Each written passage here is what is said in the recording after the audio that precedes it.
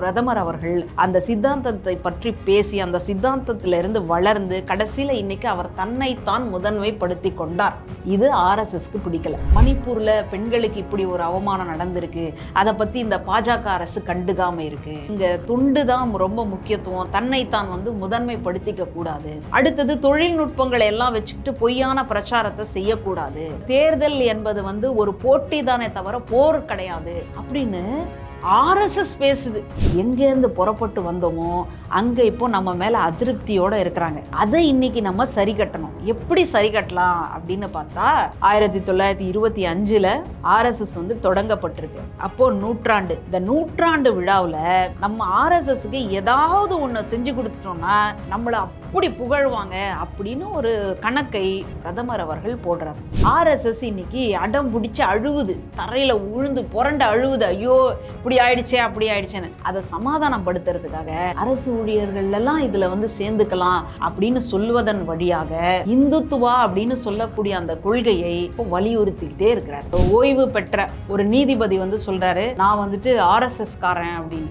நமக்கு பயமா இருக்கு. அவர் கொடுத்த தீர்ப்புகளை எல்லாம் நம்ம மறுபடியும் மறுபரிசீலனை பண்ணி பார்க்கணும். வெங்கையா நாயுடு அவர்கள் தன்னுடைய பிறந்த நாள் விழாவில் சொல்லிக்கிறார், நான் ஒரு ஆர்எஸ்எஸ். நம்முடைய தேசத்தந்தையை கொன்ற ஒருத்தன் எந்த அமைப்பை சார்ந்தவனோ அந்த அமைப்புல எனக்கு உரிமை உண்டு, அதுல நான் சேர்ந்தவன் அப்படின்னு பகிரங்கமா சொல்றாங்கன்னா அப்போ எந்த அளவுக்கு இவங்க இந்துத்துவா அப்படின்ற வெறியர்களாக இருக்கின்றார்கள்.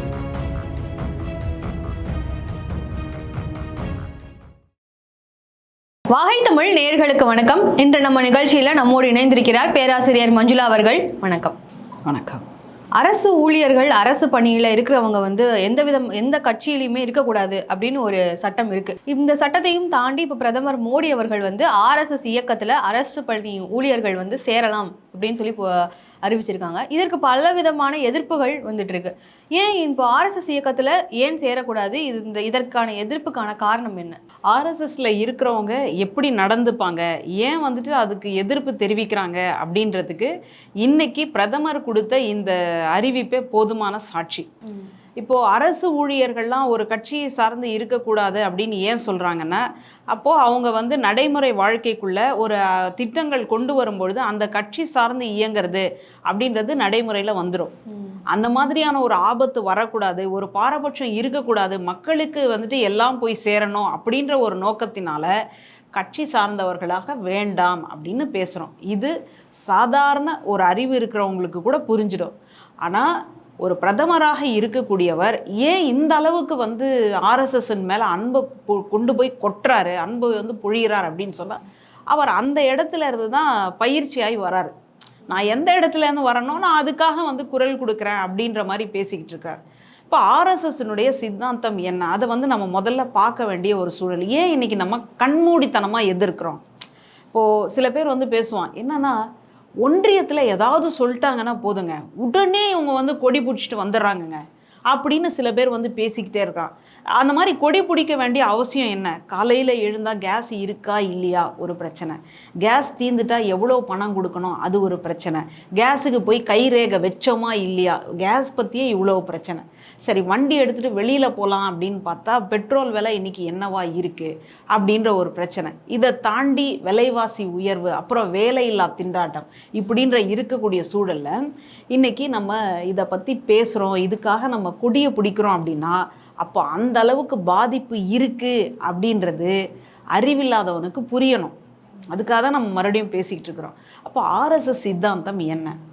இப்போ இன்றைக்கி பாஜக அரசு சொல்லும்போது நாடாளுமன்ற தேர்தலின் பொழுது நாங்கள் 400 ஜெயிச்சிடுவோம்னு சொன்னாங்க.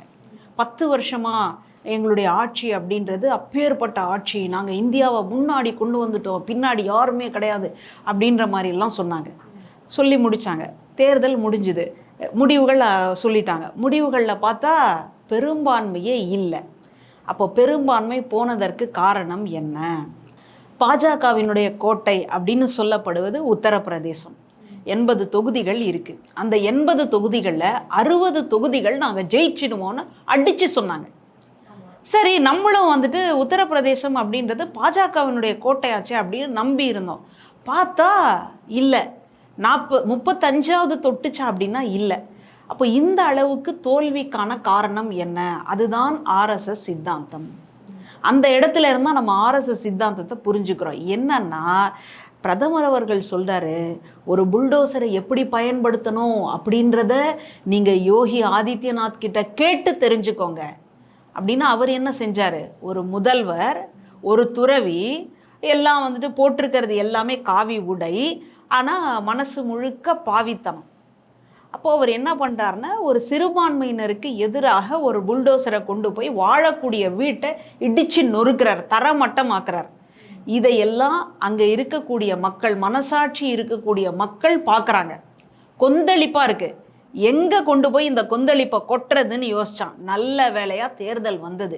தேர்தல் வந்ததுன்னு சொன்ன உடனே தன்னுடைய கொந்தளிப்பை எல்லாம் கொட்டி தீர்த்துட்டான். கடைசியில் இந்தியா கூட்டணிக்கு அந்த வாக்குகள் எல்லாமே போய் சேர்ந்தது அப்படின்னு பார்க்குறோம். அப்போது ஆர்எஸ்எஸ் சித்தாந்தம் என்பது என்ன? சிறுபான்மையினரை அச்சுறுத்துவது ஒரு பக்கம். அடுத்தது ஆர்எஸ்எஸ்னுடைய சித்தாந்தம் என்ன? இந்துத்துவா, இந்துக்களை எல்லாம் காப்பாற்றுறோம் அப்படின்னு சொன்னாங்க. சரி, அந்த ஸ்டாண்ட்லையாவது நீங்கள் நிற்கிறீங்களாங்க அப்படின்னு பார்த்தா கொஞ்சம் வரலாற்றை பின்னோக்கி பாருங்கள். நம்முடைய தேசத்தந்தை மகாத்மா காந்தியடிகள் அவர் வந்துட்டு அகிம்சை தான் தன்னுடைய கொள்கை அப்படின்னு நினைக்கிறார். ஏதாவது ஒரு பிரச்சனை நடந்தால் கூட அவர் தன்னைத்தானே வருத்திக்கிறாரே தவிர மற்றவங்க மேலே எந்த வன்முறையும் அவர் பாராட்டவில்லை. இப்போ இந்த சூழலில் 1947 நமக்கு சுதந்திரம் கிடைச்சிருச்சு. 1948 ஜனவரி, ஆகஸ்டில் சுதந்திரம், ஜனவரி, அடுத்த ஜனவரி எவ்வளோ நாள் இருக்குது? அந்த நாளுக்குள்ள நமக்கு சுதந்திரத்தை பெற்றுத்தந்த நம்முடைய தேசத்தந்தை கொல்லப்படுகிறார். யாரால கொல்லப்படுகிறார்? கோட்சே அப்படின்றாங்க. சரி, அப்போ கோட்சே அப்படின்ற தனி நபரா? அவர் தனி நபராக இருந்திருந்தால் நம்ம இன்னைக்கு ஆர்எஸ்எஸை வந்து எதிர்க்க வேண்டிய அவசியம் இல்லை. அந்த கோட்சே யார்? நாதுராம் கோட்சே என்பவர் யார் அப்படின்னு கேட்டால், ஆர்எஸ்எஸ்ல பயிற்சி பெற்ற மிக தீவிரமான ஒரு ஆர்எஸ்எஸ்காரர். அவர் தான் என்ன பண்ணுறாருன்னா, இப்போ இந்த மிதவாதியாக இருக்கக்கூடிய காந்தியடிகள் இந்த நாட்டில் வந்துட்டு மதச்சார்பின்மைன்னு சொல்லி பெரும்பான்மையினராக இருக்கக்கூடிய இந்துக்கள் அல்லாத மற்றவங்கள கொண்டு வந்து சேர்த்துருக்காங்களே, மற்றவங்களுக்கு வந்து ஆதரவு கொடுக்குறாரே அப்படின்ற ஒரு கொந்தளிப்பின் காரணமாக காந்தியடிகளை சுட்டு கொல்றார். அப்போ இதற்காக தான் ஆர்எஸ்எஸ் வந்து தடை பண்ணியிருக்காங்க. ஆமாம், நிச்சயமா. அப்போ சுட்டு கொல்றாருன்னா காந்தியடிகள் யார்? அவர் இறக்கக்கூடிய தருணத்தில் கூட ராம் அப்படின்னு சொல்லி இறந்தார்னு பார்க்குறோம். அப்போ காந்தியடிகள் இந்து, ஒரு இந்து. அப்போ இந்துக்களுக்கும் இவங்களால பாதுகாப்பு கிடையாது, சிறுபான்மையினருக்கும் இவங்களால பாதுகாப்பு கிடையாது. அப்போ யாருக்கான பாதுகாவலர்கள் இவர்கள்? அந்த கேள்வியை நம்ம முதல்ல முன்வைக்கிறோம். அதனால தான் இவங்க வந்துட்டு மற்ற சிறுபான்மையினருக்கெல்லாம் ஒரு அச்சுறுத்தலாக இருக்கிறாங்க.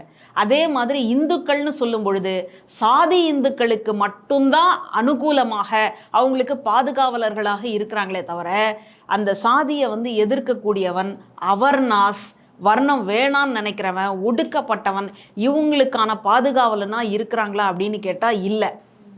அதனால்தான் நம்ம இன்றைக்கி வந்து கொடி பிடிக்கிறோம். வேண்டாம், அரசு பணிகளில் இருக்கக்கூடியவங்க இந்த மாதிரி இந்த ஆர்எஸ்எஸ் சார்ந்தவர்களாக அந்த சித்தாந்தத்தை வந்து கையில் எடுப்பாங்கன்னு சொன்னால் பொதுமக்களுக்கு அதனால் பெரும் ஆபத்து இருக்குது அப்படின்னு சொல்லி நம்ம பேசுகிறோம். 58 ஆண்டுகளாக இந்த அரசு ஊழியர்கள் வந்து ஆர்எஸ்எஸ்ல வந்து போய் சேரக்கூடாது அப்படின்னு தடை விதித்து வச்சுருக்காங்க.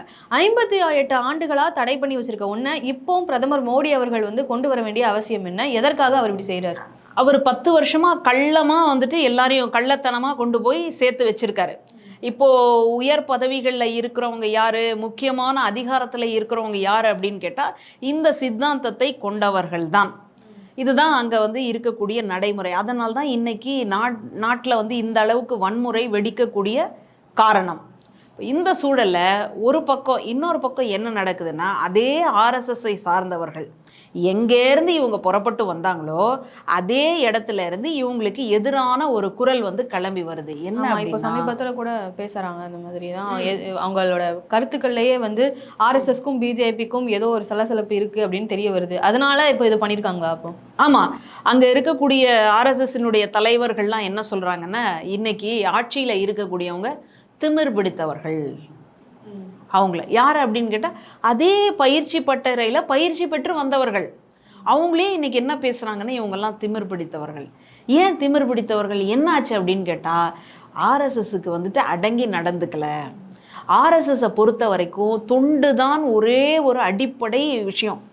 வேற எதுவுமே தான் வந்து தொண்டு செய்வதன் வழியாக தனக்கு கிடைக்கக்கூடிய ஆதாயம் எதுவுமே அவனுக்கு முக்கியமானது கிடையாது. ஒருவேளை தொண்டு செய்த ஆதாயம் கிடைக்கல அப்படின்னாலும் அதை பற்றி அவன் கவலைப்படவே கூடாது.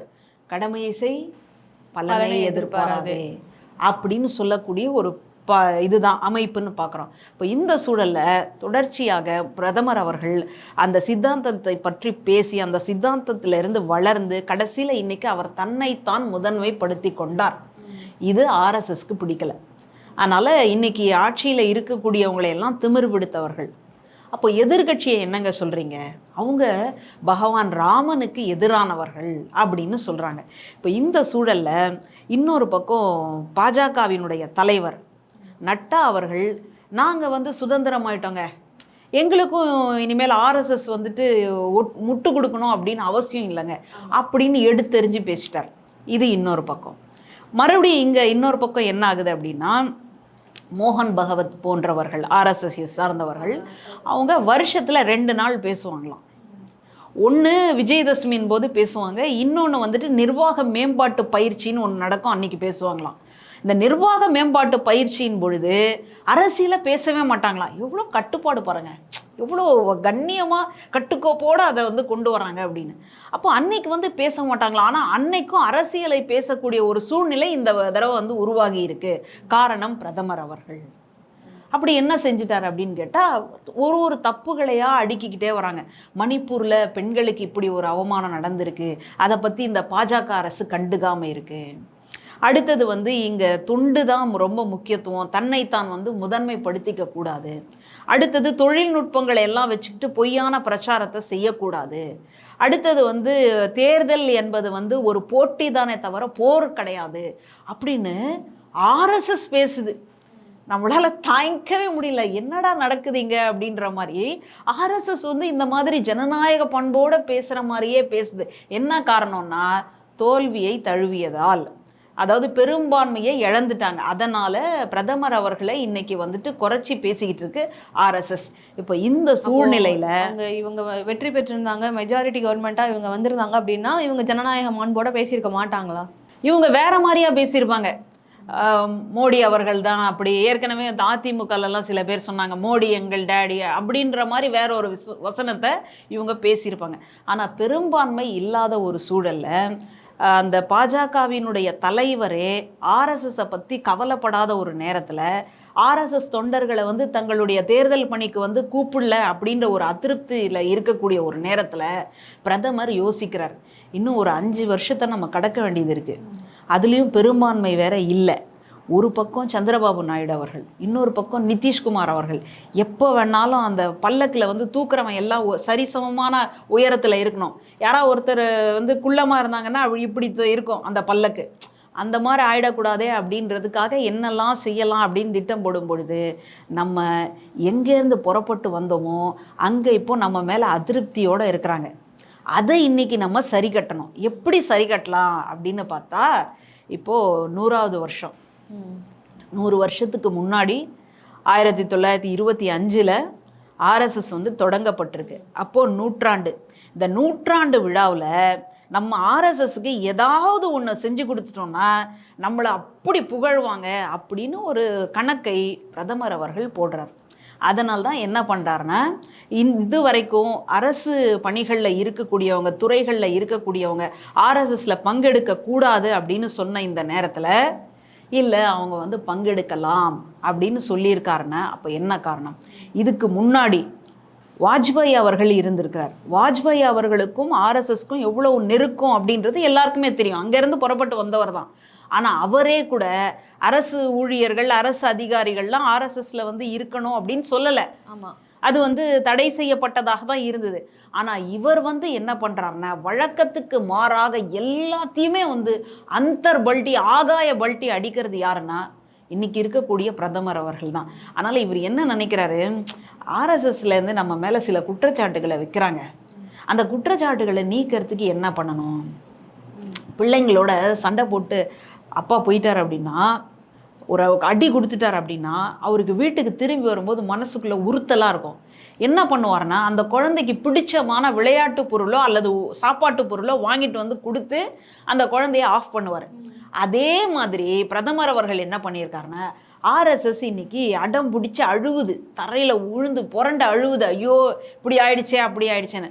அதை சமாதானப்படுத்துறதுக்காக அரசு ஊழியர்களெல்லாம் இதில் வந்து சேர்ந்துக்கலாம் அப்படின்னு சொல்வதன் வழியாக இந்துத்துவா அப்படின்னு சொல்லக்கூடிய அந்த கொள்கையை இப்போ வலியுறுத்திக்கிட்டே இருக்கிறார்.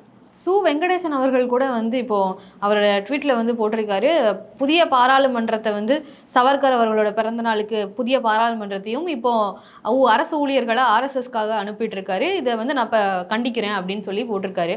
ஸோ இப்போ அரசு ஊழியர்கள் வந்து ஆர்எஸ்எஸ்க்கு போயிட்டாங்க, ஆர்எஸ்எஸ்ல போய் சேர்ந்துட்டாங்கன்னா என்ன நடக்கும்? என்ன மாதிரியான தருணங்கள், என்ன மாதிரியான நிகழ்வுகள் இந்தியாவில் நடக்கும்? இப்போ வடநாட்டில் வந்து ஒரு திருவிழா ஒன்று ஏற்பாடு பண்ணியிருக்காங்க. அதாவது கிட்டத்தட்ட நம்ம காவடி மாதிரி இந்த பக்கம் அந்த பக்கம் தீர்த்தம் எடுத்துகிட்டு வர்ற மாதிரி ஹரித்வாரை நோக்கி போகக்கூடிய ஒரு திருவிழா. நமக்கு இங்கே கூட இங்கேருந்து வேளாங்கண்ணிக்கெல்லாம் சென்னையிலேருந்து வேளாங்கண்ணி வரைக்கும் நடந்து போயிட்டு அந்த மாதிரி பாத யாத்திரை பண்ணக்கூடிய எத்தனையோ நபர்களை பார்க்குறோம். அந்த மாதிரி சென்னையிலேருந்து நடந்து போகிறவங்க அந்த ஈசிஆர் வழியாக போயிடுறாங்க, கடற்கரை சாலை வழியாக போகிறாங்க. அந்த மாதிரி போகும்பொழுது வழி நெடுக அவங்க வெறும்னே ஒரே ஒரு அடுத்த மாற்று உடை மட்டும் ஒரு பையில் வச்சுக்கிட்டு நடந்து போய்கிட்டே இருக்கிறாங்க, வேறு எதுவுமே கிடையாது. சாப்பாட்டுக்கு என்ன பண்ணுவாங்க? தண்ணிக்கு என்ன பண்ணுவாங்க? வசதியாக இருக்கிறவன் வெளியில் பணம் கொடுத்து சாப்பிட்டுக்கிறான், வெளியில் பணம் கொடுத்து தண்ணியை வாங்கி குடிச்சிக்கிறான். வெளியில் எங்கேயாவது வந்துட்டு ஒரு ரூம் போட்டு கூட அவன் தங்கி அவன் வந்து தன்னை குளித்து முடித்து வரான்.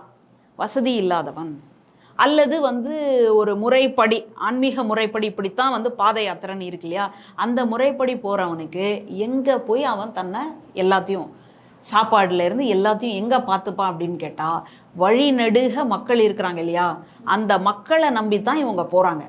அந்த ஆன்மீக பயணம் என்பது கடவுளுக்கான ஆன்மீக பயணமாக இருக்கலாம், ஆனால் அங்கே இருக்கக்கூடிய மக்களை நம்பி தான் போகிறாங்க. அந்த மக்கள் போகிற கோவில் வந்து கிறிஸ்தவ கோயில், அதனால் அங்கே அந்த உதவி செய்கிறாங்க இல்லையா, உணவு கொடுக்கறதோ தண்ணி கொடுக்கறதோ, அவங்க யார்?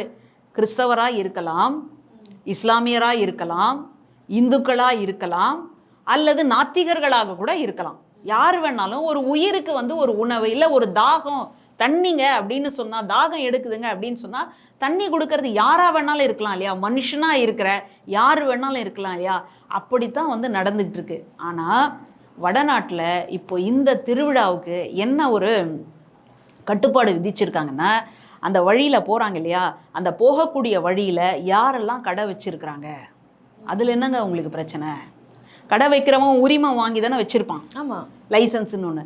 அதனால் இவங்க என்ன சொல்கிறாங்க, யார் கடை வச்சுருக்காங்களோ அந்த கடை வச்சுருக்கிறவங்களுடைய பேரை வந்து எழுதணுமா, கடை இல்லையா, கடையில் எழுதணும். ஏன் எழுதணும்? கடை இருக்குது, உங்களுக்கு வேணும்னா வாங்கிக்கோங்க, வேணான்னா போங்க. உங்களை கூப்பிட்டு பிராண்டி இல்லை நீங்கள் இங்கே சாப்பிட்டே போகணும், இல்லை நீங்கள் இங்கே இருந்தே ஆகணும் அப்படின்னு யாரும் சொல்ல போகிறதில்ல. அந்த கடையில் யார் வந்து நடத்துகிறாங்க அப்படின்றவருடைய பேரை வந்து எழுதி வைக்கணும். நம்ம சாதாரணமாக சொல்லுவோம், பேரில் என்னங்க இருக்குது, ஏதோ ஒரு பேரை வச்சுட்டு போக வேண்டியதுதானே. ஆமாம், இப்போ வீடு கட்டினா கூட வீட்டுக்கு முன்னாடி ஒரு பேரை வைக்கிறோம், பேரில் என்னங்க இருக்குன்னு. ஆனால் பேரில் தான் எல்லாமே இருக்குது. சாமின்னு சொல்கிறதுக்கும் சுவாமின்னு சொல்கிறதுக்கும் இருக்கிற வித்தியாசம்.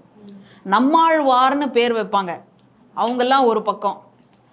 சடகோபன்னு பேர் வச்சுருப்பாங்க, அவங்கெல்லாம் இன்னொரு பக்கம்.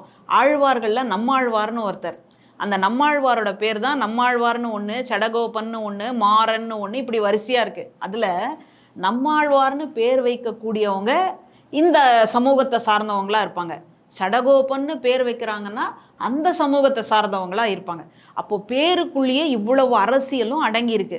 ஆனால் இப்போ இந்த கடைகளில் பேர் எழுதணும்னு சொல்கிறாங்க இல்லையா, அந்த பேர் எழுதுறதுக்கு பின்னாடி என்ன இருக்குது, அப்போ அந்த பேரை வச்சு அது யார் அப்படின்னு தெரிஞ்சுக்கிறாங்க. ஓகே, அந்த பேரின் வழியாக அந்த யார் அந்த நபர், அவர் வந்துட்டு சிறுபான்மையினரா பெரும்பான்மையினரா அப்படின்றத புரிஞ்சுக்கிட்டு சிறுபான்மையினராக இருந்தாங்கன்னா அவங்க கடையை நம்ம புறக்கணிக்கணும். அப்போ இந்த மனநிலை உங்களுக்கு எங்கேருந்து உற்பத்தி ஆகுது? அதுக்கு வந்து முழுக்க முழுக்க காரணம்னு சொன்னால் ஆர்எஸ்எஸ் அப்படின்றத நம்ம தெளிவாக தெரிஞ்சுக்கலாம். ராஷ்ட்ரிய சுய சேவக் சங், அப்போது இதைத்தான் நம்ம சங் பரிவார்கள் அப்படின்லாம் நம்ம சொல்கிறோம். அப்போது அந்த ஒரு யார் வந்து நடத்துகிறாங்க அப்படின்றவருடைய பேரை தெரிந்து கொள்வதன் வழியாக அந்த கடைகளை நாம் புறக்கணிக்க வேண்டும், சிறுபான்மையினராக இருந்தால். ஏன் புறக்கணிக்கணும்? ஏன்னா அவங்க ரொம்ப வளர்ந்துட்டாங்க, மக்கள் தொகை அதுவும் அதிகமான பிள்ளைங்களை பெற்றுக்கிறாங்க அப்படின்னு ஒரு பிரதமரே பேசுகிறார். அப்படி இருக்கும் பொழுது அவங்க பிள்ளைங்களும் அதிகமாக பெற்றுக்கிறாங்க, பொருளாதாரத்துலேயும் அதிகமாக இருக்கிறாங்க. ஏன் அவங்கள நம்ம வளர விடணும்? இந்துக்களாகிய நம்ம வந்து தாழ்ந்து போயிட்டோமே, இல்லாமல் போயிட்டோமே, அப்படி ஆயிட்டோமே, மக்கள் தொகை குறைஞ்சி போச்சே, கண்ணா பின்னான்னு எதையோ ஒன்று சொல்லிட்டு இருக்கிறாங்க இல்லையா? அதுக்கு பின்னாடி எந்த உண்மையும் கிடையாது. ஆனால் இந்த மாதிரி இருக்கக்கூடிய சிறுபான்மையினருடைய அந்த பொருளாதாரம்னு இருக்கு இல்லையா, வியாபாரம்னு இருக்கு இல்லையா, அதையெல்லாம் ஒழிச்சு கட்டணும் அப்படின்றதுக்கான வேலையை தான் இப்படி பார்த்துட்டு இருக்கிறாங்க. இதைத்தான் தெரிந்து கொண்ட அறிவுஜீவிகள், நம்ம திராவிட சிந்தனையாளர்கள், நல்ல பற்றாளர்கள், அவங்கெல்லாம் என்ன சொல்கிறாங்கன்னா, இது வந்துட்டு இந்த ஆர்எஸ்எஸ்ல வந்து அரசு அதிகாரிகள் வந்து சேரலாம், வெளிப்படையாக சேரலாம் அப்படின்னு சொல்கிறது ரொம்ப பெரிய ஆபத்தை கொடுக்கும். சமீபத்தில் கூட ஓய்வு பெற்ற ஒரு நீதிபதி வந்து சொல்கிறாரு, நான் வந்துட்டு ஆர்எஸ்எஸ்காரன் அப்படின்னு. நமக்கு பயமாக இருக்குது, அவர் கொடுத்த தீர்ப்புகளை எல்லாம் நம்ம மறுபடியும் மறுபரிசீலனை பண்ணி பார்க்கணும். வெங்கையா நாயுடு அவர்கள் தன்னுடைய பிறந்த நாள் விழாவில் வந்துட்டு சொல்லிக்கிறார், நான் வந்துட்டு ஒரு ஆர்எஸ்எஸ். அப்போது இவங்க பகிரங்கமாக நம்முடைய தேசத்தந்தையை கொன்ற ஒருத்தன் எந்த அமைப்பை சார்ந்தவனோ அந்த அமைப்பில் வந்துட்டு எனக்கு உரிமை உண்டு, அதில் வந்து நான் சேர்ந்தவன் அப்படின்னு பகிரங்கமாக சொல்கிறாங்கன்னா, அப்போ எந்த அளவுக்கு இவங்க முட்டாள்களாக இருக்கிறாங்க, அப்போ எந்த அளவுக்கு இவங்க மூளை வந்து சலவை செய்யப்பட்டிருக்கு, அப்போ எந்த அளவுக்கு இவங்க வந்துட்டு இந்துத்துவா அப்படின்ற வெறியர்களாக இருக்கின்றார்கள் அப்படின்றதான் நம்ம புரிஞ்சுக்கிறோம். அதனால தான் நம்ம என்ன சொல்கிறோம் அப்படின்னா, தொடர்ச்சியாக இந்த மாதிரி அரசு பணிகளில், அரசு துறைகளில் இருக்கிறவங்க இந்த மாதிரி வலதுசாரி சிந்தனைகளோட இந்துத்துவா, தீவிர இந்துத்துவாவாக இருந்தார்களேயானால் சிறுபான்மையினர் மக்களினுடைய நிலைமை என்ன? நம்ம ஒரு காலத்தில் இந்த மாதிரி மக்கள், ஒடுக்கப்பட்ட மக்கள்லாம் கோவிலுக்குள்ளே வரக்கூடாது அப்படின்னு சொன்னோம். அப்படி சொன்னதுனால அவங்க அதை விட்டுட்டு வேறு சமயத்தை தேடி போயாச்சு. விட்டுட வேண்டியதானே? அது எப்படி நீங்கள் அப்படி போகலாம்? நீங்கள் வந்து ஒரு பிஸ்கெட்டுக்காக போயிட்டீங்க, ஒரு கேக்குக்காக போயிட்டீங்க, ஒரு பிரியாணிக்காக போயிட்டீங்க அப்படின்னு ஒரு குற்றச்சாட்டு சொல்கிறாங்க. ஆமாம், ரொம்ப கேவலமாக இருக்குல்ல. போய் ஒரு கேக்குக்காக வாங்க நீங்கள் மதம் மாறுவீங்க. அவங்க ஒரு கேள்வி கேட்குறாங்க, ஆமாம் நாங்கள் வந்து ஒரு பிரியாணிக்காக மாறிட்டோம், ஒரு 500 ரூபாய்க்காக மதம் மாறிட்டோம், அந்த 500 ரூபா கூட கொடுக்கறதுக்கு உங்களுக்கு வக்கில்லையா? நாங்கள் பசியோடையும் பட்னியோடையும் சாவுறோம், நீங்கள் வந்துட்டு அதை பார்த்துக்கிட்டு இருக்கிறீங்க, உங்களால் வந்து உதவி செய்ய முடியும், ஆனால் நீங்கள் பார்த்துக்கிட்டு இருக்கீங்க, இன்னொருத்தன் வந்து எங்களுக்கு உதவி செய்யும்போது நாங்கள் அந்த பக்கம் போகிறதுல உங்களுக்கு என்ன பிரச்சனை? அப்போ நாங்கள் வந்துட்டு கோவிலுக்கு உள்ளேயும் வரக்கூடாது, ஆனால் இந்த வெளியவே நின்று வேற எங்கேயும் போயிடக்கூடாது. அது எவ்வளோ பெரிய மோசமான அரசியல் இல்லையா? அதைத்தான் வந்து இன்றைக்கி நம்ம கண்டிக்கிறோம். அதனால்தான் பல்வேறு அரசியல் தலைவர்களாகட்டும், அதை தாண்டி சமூக செயற்பாட்டாளர்களாகட்டும் இதுக்கு வந்துட்டு ஒரு வன்மையான கண்டனத்தை சொல்லிக்கிட்டே இருக்கிறாங்க. ஓகே மேம், இன்றைய அரசியல் சூழலை பற்றி இதை பற்றின ஒரு தெளிவான விளக்கங்களை எங்களுக்கு கொடுத்ததுக்கு ரொம்ப நன்றி.